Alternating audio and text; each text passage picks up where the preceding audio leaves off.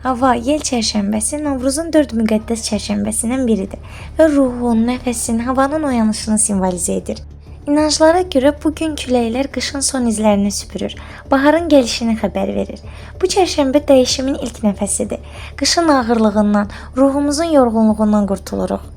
Təbiət oyanır, torpaq nəfəs alır, ağaclar gül açmağa hazırlaşır.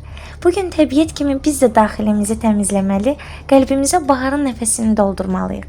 Çünki hava çərşənbəsi yalnız təbiətin deyil, ruhun da yenilənmə vaxtıdır. Etiqadlara görə bu çərşənbədə oyanan yel və külək dünyanı dolaşır. Oyanmış suyu, odu hərəkətə gətirir. Hər şeyə yeni nəfəs verir.